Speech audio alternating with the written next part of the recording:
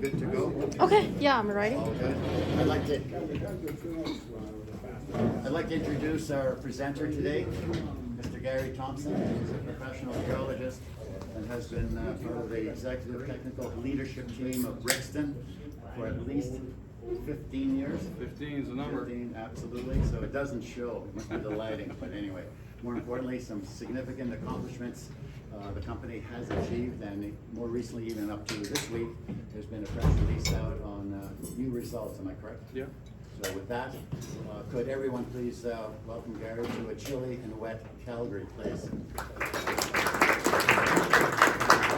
Well, thank you very much. Appreciate that. And it's really great to be back in Calgary. I did spend 5 years here in the oil patch when I got out of university. And one big thank you for Calgary MEG for inviting me today to present here. It's been a while since I've updated folks here on the project.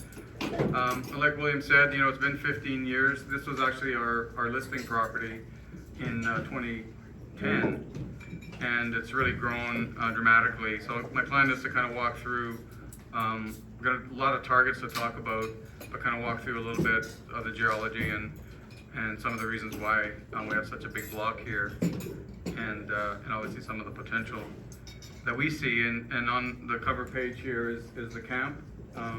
It's about a 1,000-meter airstrip here, and so it's fixed wing access from Whitehorse. It's about a 45-minute flight. It's actually, considering where it is in northwest BC, it's actually quite easy to get to. And I've done it, I think, 4 times now, where I left Vancouver in the morning and had lunch in camp.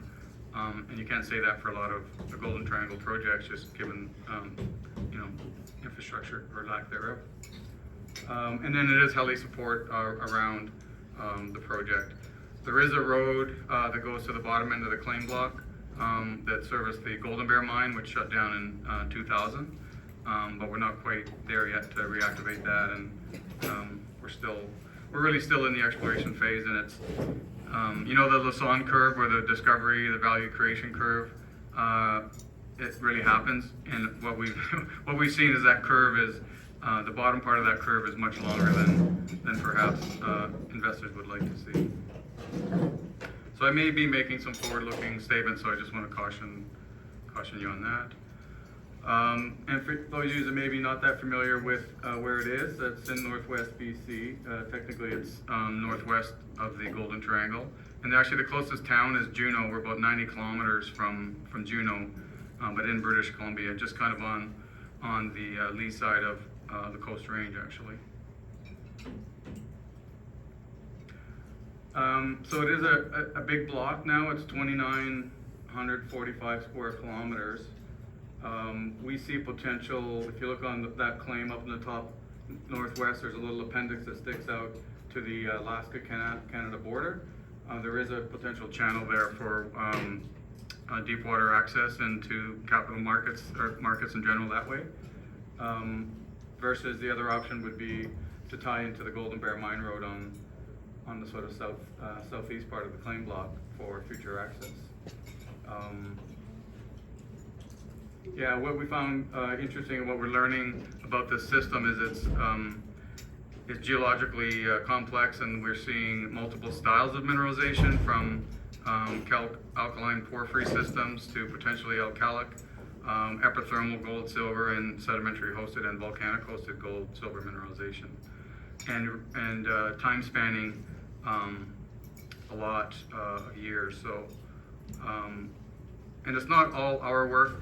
It's a compilation of, we've certainly done a lot of work since we started here, now over 500 holes, a total of since 1952, because this was originally a Cominco 52 discovery, and now we're collectively combined, almost 124,000 meters have been drilled, and that's throughout the whole project.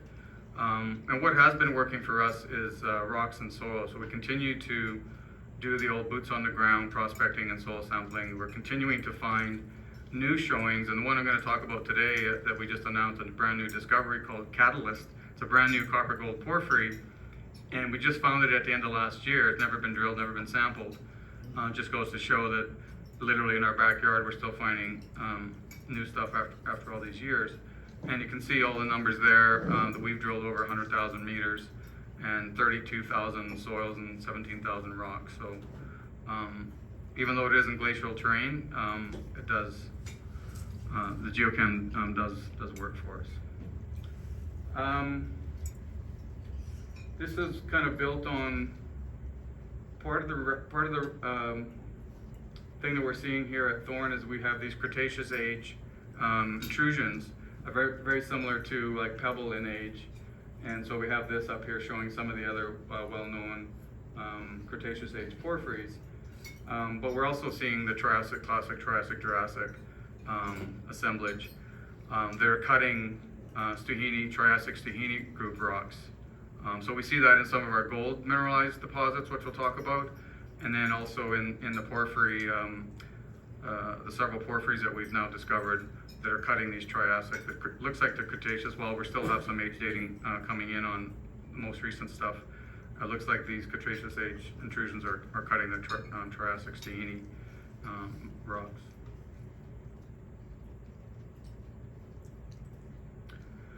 And so this was a open file, a BCGS regional geochem open file that was published in 2018. And it was taking the regional data and basically reprocessed them for a copper gold weighted sums model. And when we saw this report, we were kind of blown away, because if you look at the anomalous, obviously the blue is cold and low, but the pinks and sort of white colors are actually the highs. And if you look at where, there's a big trend there in the Tutagon trend, but in the Golden Triangle you also have a big trend. And lo and behold, the Thorn Project, which it is now, had one of the largest, highest ranking anomalies out of that report. And most of that was open ground. So of course 2018, most of our work was actually, you can see up there where it says Camp Creek on that lower insert map, most of our work previously and even today is still focused on that northwest part of the claim, the original claim block. But this is really what drove us to amass such a large land position, is sitting on one of the largest geochem anomalies in the province. So it's still early days, because we've yet really to spend a lot of time on that big southern anomaly. But I hope to show you some of that potential as we continue to work in those areas. This is just showing coarse geology. When we first got on here, there was something like 400 rock units that were mapped, and we've been trying to condense and consolidate that into a more useful package. But you do get these, again, the pink colors of the intrusions. We do get, that's not showing up on this one very well on the legend, but yeah, right around the Camp Creek and the Catalyst, those appear to be in Cretaceous intrusions. And we do see some Cretaceous intrusions in the central and eastern part, but we also see these Triassic, Jurassic age units out there as well, which is more commonly host the BC porphyries in this area. And we're just starting to do a little bit of work on the south end of the property called the South Target, because the lack of names, we have so many targets here. But we're pulling up to an ounce per ton gold material from samples on the South Target. So really, really early days. And if you're not familiar with the Golden Bear mine, it ran and successfully ran in probably the worst gold price we've seen in the 90s. $200 to $300 gold price, still made money. But they produced about 600, 700,000 ounces, I think, and in that sort of 12 to 15 gram per ton.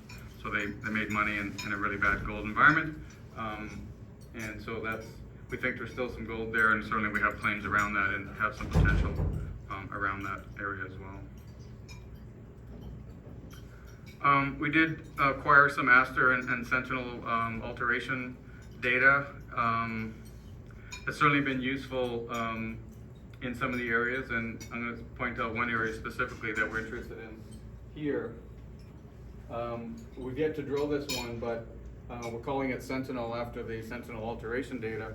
And then we went out there and put a grid on it, and lo and behold, there's a porphyry-style mineralization. I'm going to talk a little bit about that.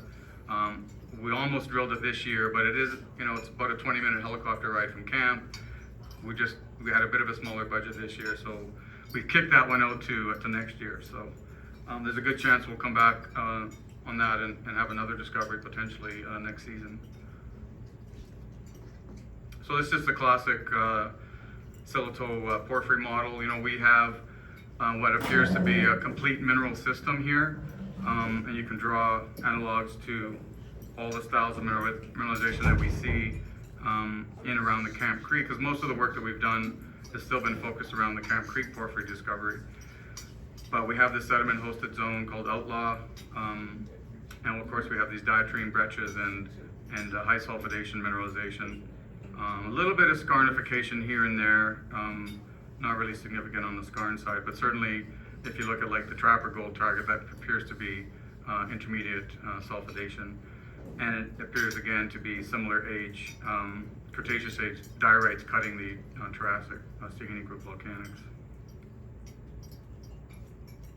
And this has been quite helpful. So the folks at MDRU came up with this porphyry index, which is proximal elements over distal elements. And we started using it once we went to 4-acid geochemistry, because you need to get some of those elements you can see on the list there, need to get detection limit, need to get a lower detection limits. But what we saw in some of our early drilling was this profile down the hole. And if you just run this model through your geochemistry, you can see that the porphyry starts to light up as you get down the hole. And that actually was really encouraging for us at some of our early holes, because the Camp Creek porphyry discovery was a blind discovery. And we'll talk a bit more about that, but the porphyry didn't start till 300 or 400 meters depth. And now we're 1,1600 meters in and we're still in it. But the point is that we've been able to use this footprint model to help us vector, because if you looked at the surface there, while it's great alteration, there's no real evidence of a porphyry. In fact, some of the samples at surface, as you can see even by the top part of the hole, you wouldn't think that there's a porphyry there. So this is just a tool to help vector into into these porphyries laterally and or vertically. So it doesn't always work, but it's certainly been helpful. And even on rocks, if you've got, and we've had some samples that are, and we even trying it on soils as well. But it does give you some indication if you're in a porphyry environment or not.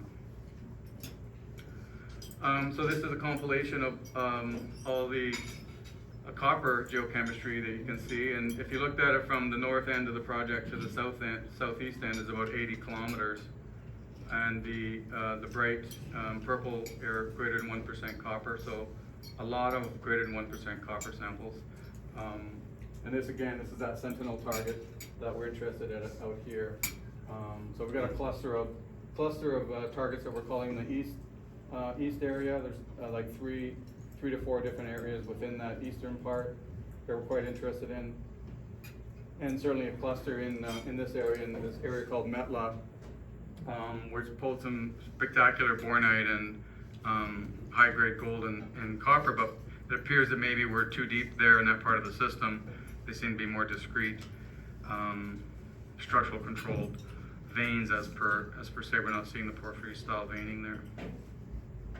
But nonetheless, big system, and yeah, lots of targets that we've been slowly kind of whittling our way through. And now this is a similar map showing the gold distribution. So a little less, partly because I think we're using 10-gram cutoff here for the high-grade blocks. But what I find intriguing is you've got 11-kilometer gold trend from Camp Creek down to the bottom end of Trapper, and Trapper itself is about 4 kilometers on the bottom end of that. And then you've got the Outlaw sedimentary hosted zone that has a broad 5-kilometer east-west trending anomaly. So, just in this area, this is where most of our work to date has been concentrated, although we still keep pushing out to other areas. And then the Catalyst you can see, which is brand new. Again, we only found this area right at the end of last year. And there's the main camp, so actually not that far from camp, and we're still making brand new discoveries there. And we were drilling Outlaw. We've got that to about, there's about a 600-meter zone that we drilled within that 5-kilometer, and I think our best hit was about almost 60 meters of a gram of gold. And we were working on that until we got into Trapper, and I'll show you in a second why. I think Trapper just got moved up the ranks. I think Outlaw still has potential. It is a clastic sediment hosted gold deposit, and it just hasn't been really worked. And the original work was on that Outlaw zone was actually Chevron in the 80s did a lot of that original work. They had a big regional program, and the Chevron people were involved in the actual discovery of the Golden Bear mine back in the day. And this is what the Cominco guys would have saw in 1952 when geologists started using helicopters for mineral exploration post World War II.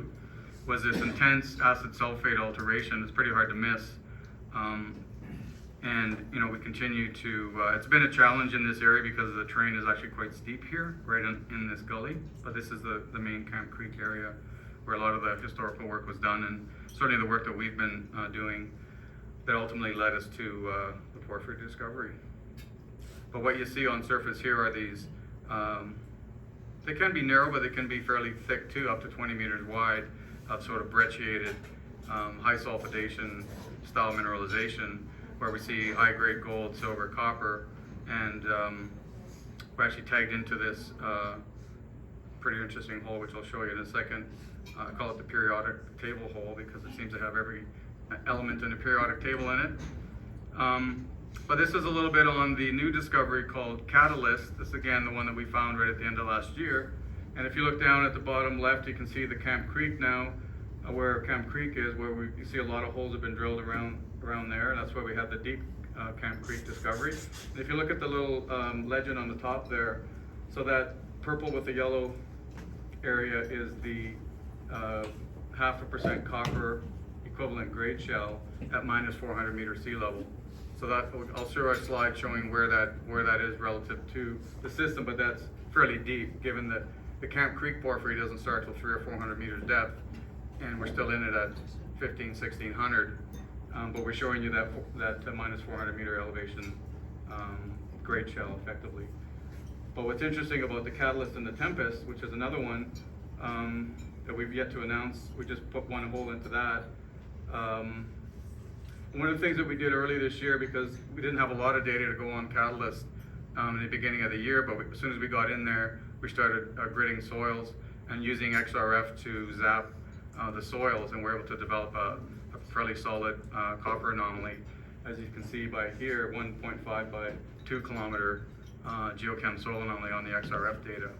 Rather than waiting 2 months for the lab to get back, we were actually, and then had as soon as we could get guys in there, we ran the IP crew on this thing, and you can see the anomalies there. Chargeability is quite high, quite strong chargeability numbers, up to greater than 60 millirads.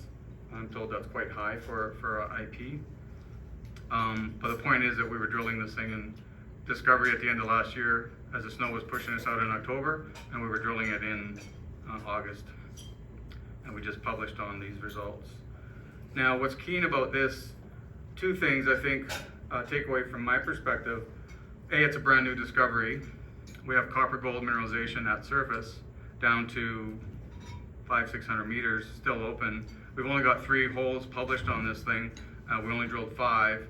The other 2 holes you can see up, I'm not showing on that map very well, but there's one about 500 meters to the north and another one about 500 meters to the southish. So we cut, the overall interval was 424 meters of 0.3% copper equivalent. I think the important takeaway is that the copper gold ratio here is more like 1 to 1. Whereas if you look at the Camp Creek discovery, it's about 50% copper and 50% silver, gold, and moly. So we have a higher gold ratio, and we think it's attributed to what was recognized as these Maricunga style veins. Maricunga is a porphyry belt in Chile that is a gold-rich porphyry system, and they have these Maricunga style veins, what's called the Maricunga district, and it's basically quartz magnetite veins that generally produce higher grade gold. They're getting up to 2 grams in some of their porphyry intervals. So I think it's an important discovery that's really gone unrecognized or maybe unappreciated by the market. And I'm highly encouraged by this. I think on our first 3 holes on a brand new area, lots of room. We've got the scale. We've got to get some more holes into this thing, and excuse me, and see what else we can do with it. But just to go back one slide, we did have one hole into the Tempest.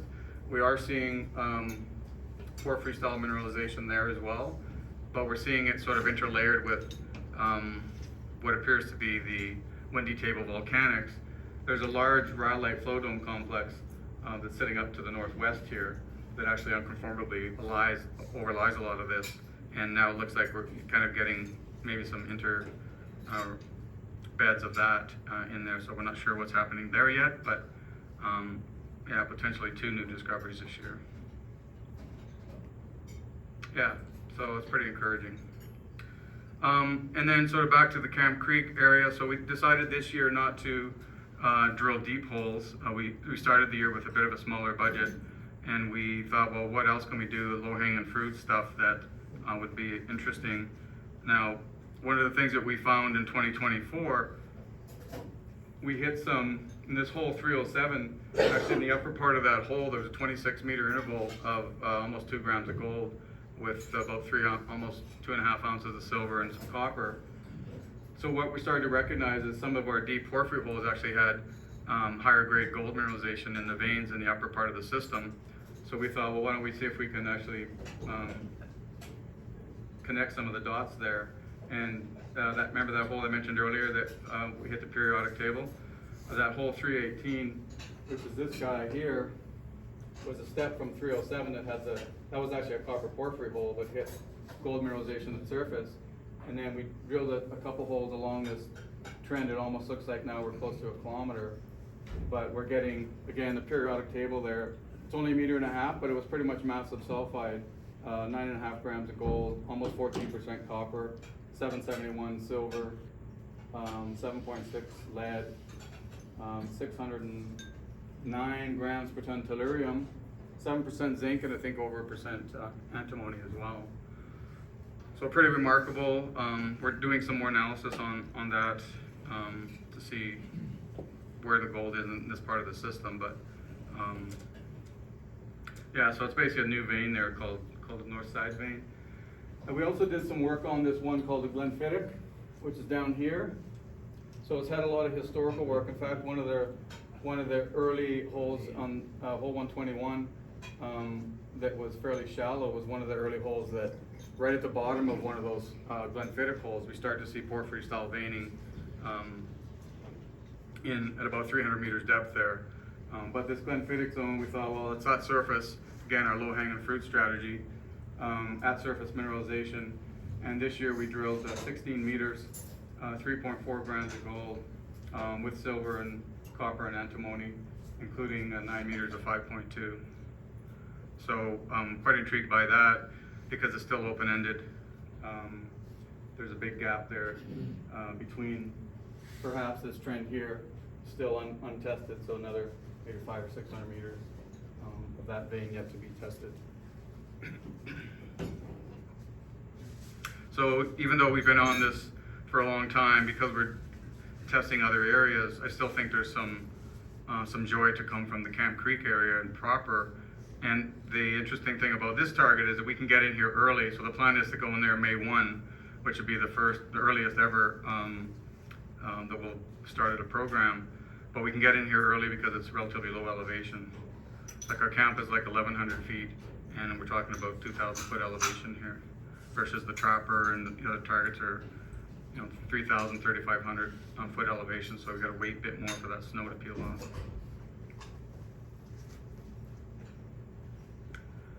And this is just a bit on the Oban breccia. This is one of the areas that we spent a lot of time on early on in the project.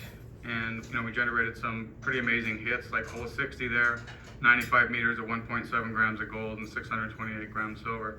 At the time, that was 95 meters of 900 grams silver equivalent, or about a half ounce gold EQ from surface. And it's a diatreme breccia. You can see on the left here the matrix. It's more matrix filled.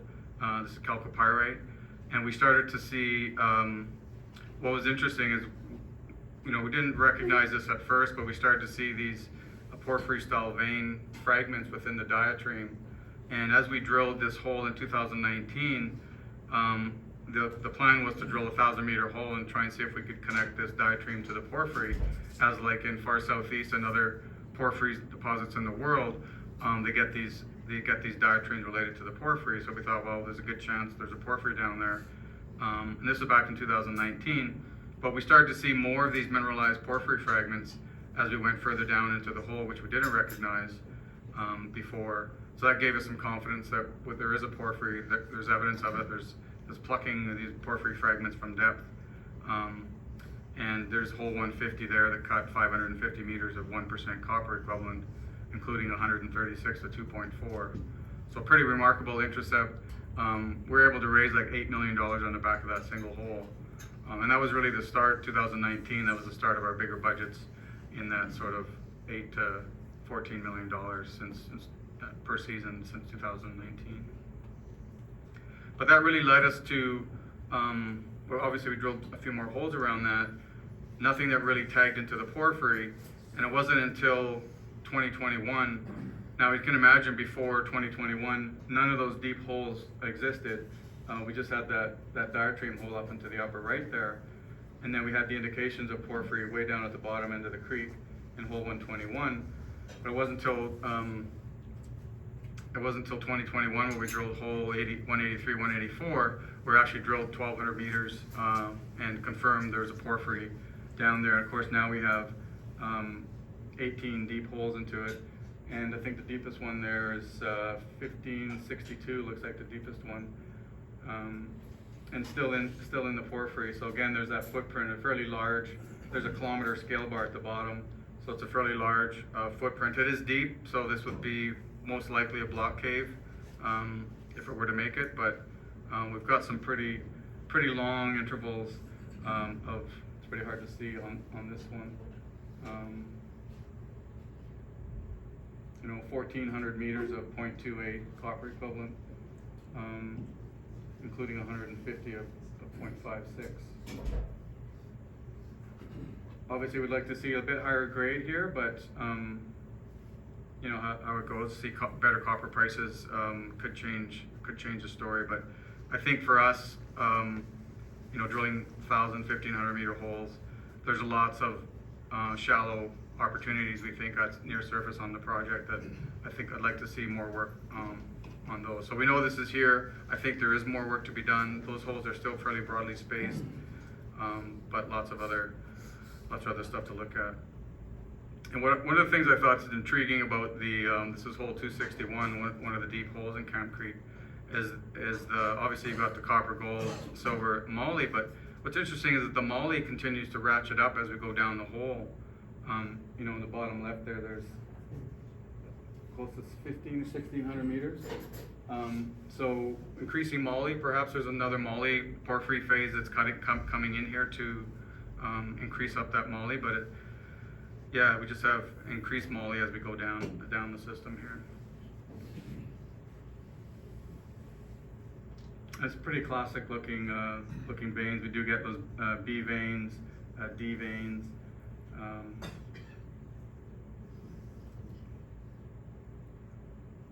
Mainly chalcopyrite that's driving the copper here.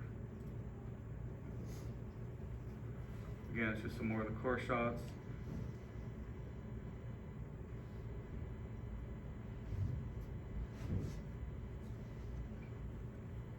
And every once in a while we'll get these high-grade gold veins that will creep in here as well. Maybe perhaps some overprinting. And it's just showing the different phases that we're still, I guess, wrestling with. Is it all one unit, or do we actually have all these different phases? And it was broke out by geochemistry that actually shows that there's actually different phases.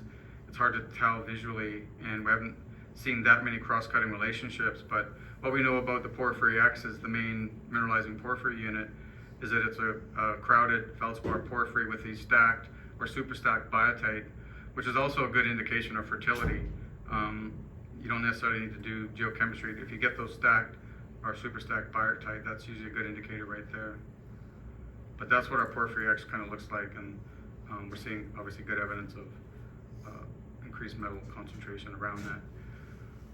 This is your classic, we kind of know it's porphyry and all that, but this is just your classic distribution of these vanadium over scandium diagrams, and shows how we plot within that field. So we're certainly these are, and this is all Camp Creek porphyry, by the way, that we're certainly well within the known porphyry field. So it's just supporting science for what we're talking about here. And then just shifting quickly onto the Trapper gold target, because we spent this year, we kind of broke up our budget split between copper and gold, because we do have a number of gold dominant targets that, and of course with the rising gold price environment that we're in, we wanted to try and capture some of that, and so we spent some more time at the Trapper gold target. And I would say, like, even the Camp Creek shallow stuff, you could argue that there's high-grade gold veins. There's also copper there. So again, that's a bit of a copper and gold, even in the veins, the upper part of the system there. But now, if you get into the Trapper target, which represented by about a 4-kilometer geochem footprint, which you can see in the bottom end of this trend. And so we didn't actually have the main Trapper claims till about 2020. It was held by Kodiak Copper, and we managed to strike a deal to acquire those, and then we consolidated the royalties. So there's actually no royalties on this target, and we've been working it now since, I guess, 21 was our first season there. And the first thing we did is we prospected up that main in-law creek, we're calling it, and it maybe doesn't show it so well here, but it's fairly gnarly, which is probably why nobody found it. And I heard a story from the old Chevron guys, as they were told to stay above tree line. Well, you're not going to find everything if you're just staying above tree line. So looking for the easy pickings, and our geologist got in there and rooting down to the bottom of the gnarly, and pulled some amazing 152, 106, 135 grams per ton gold surface samples. So this quickly became a very interesting target for us, and we started drilling here in 2021 and pulled some pretty remarkable intercepts. There's just a couple highlighted there. 22 was one of our best holes. Hole 205, 64 meters of 5.7 grams of gold, including almost 30 meters of tin. This year we've got some nice intercepts, 22 meters of 4.4, including 1.5 meters of 57 grams. And we've got some nice visible gold hits in the core as well. One of the things that we recognized this year, which was not really, I guess, maybe tuned into so much, is these feldspar porphyry dikes. So we have, what's driving the mineralization here seems to be this Cretaceous age diorite that's cutting the Stahini group volcanics, and it's at that contact where you see, and it's not a linear planar contact, it's quite irregular, but where you see that contact is where you're getting the higher grade gold mineralization. But also now we're seeing this feldspar porphyry dike unit that seems to be associated with the mineralization as well. And when we see the sphalerite and galena, we know you're going to get good grades if you've got a good vein density, and the veins don't have to be very thick. They can be millimeter scale to 10, 20 centimeters, and they usually are on the small side. But when you see those a vein density of those base metal veins, because you don't always see the visible gold. Of course, everybody likes to see the VG, and here's a good example of some of the gold that we do see. That one on the left is one that we still have assays pending, so I'm hoping for good things from that, because that was a nice naked eye nugget. So we see gold in actually all the lithologies. You see it in the diorite, you see it in the volcanics, you see it in the quartz stockwork, and again, associated with those base metal veins. And some of the early holes targets that we generated was based on the zinc anomaly. It's got a very strong zinc correlation, so we're able to use XRF soil data from a zinc from the XRF soil data to generate some targets that were successful. So we're continuing to advance on this one. It's proving to be a complex target. It is structurally controlled and it's structurally complex, and so we're having to scratch our head a little bit on where to go. And one of the things that has been a little bit helpful is airborne magnetics. This is a vertical gradient mag, and you can see where all the main gold hits are on this arcuate high gradient mag. And there's actually, it looks like maybe a parallel one up here that hasn't seen much attention, has a similar shape to it. And certainly where a lot of the historical work was done There's some linear features there that seem to pop out. Yeah, so we've got some more work to do on, I think, on the structural part of the story here to figure out where the rest of this deposit is. Perhaps there's definitely been some offset and movement. So, but with some of those grades, we're keen to continue to chase it down. Now let's just kind of shifting over to some of the other targets, just kind of zooming in a bit more into, as I mentioned earlier, that Sentinel target. That was a satellite alteration. Came in as a high ranking target from the alteration satellite data. So that's you know, for the cost of the satellite data, it's quite a useful one.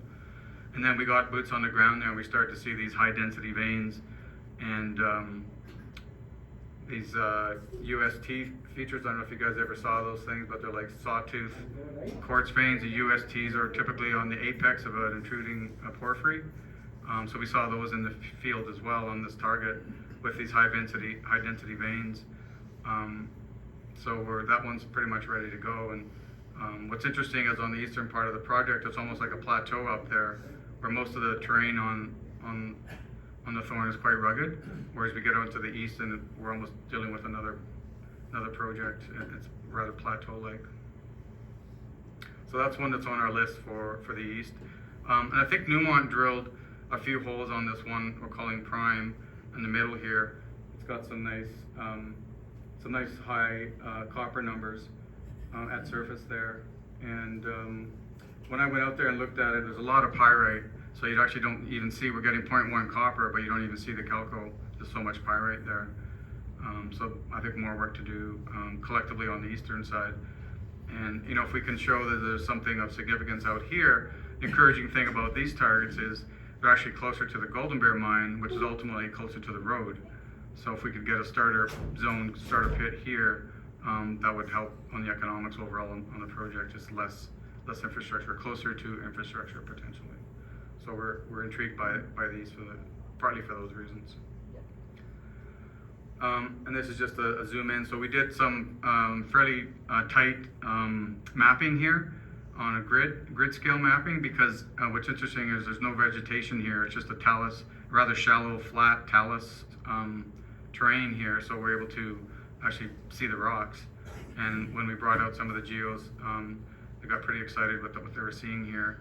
And we've got this little map showing the very high vein density. You can see the numbers there. Green is less than 3% veins to in that sort of magenta up to greater than 20% vein density. So there's a sweet spot in these porphyries in that sort of 10 to 15% perhaps of vein density, where you get the most mineralization. If you get too much quartz in it, then you get diluted. So there's a bit of a sweet spot on that. And of course we have some holes planned. And it's got the scale. It's easy terrain to work, so this one should be pretty easy to go. So hopefully early next season we can plug some holes into this guy. So yet another one on the list for us. And that's it. And just a thank you to our team and contractors, and thanks for your attention, and happy to answer any questions if you have any.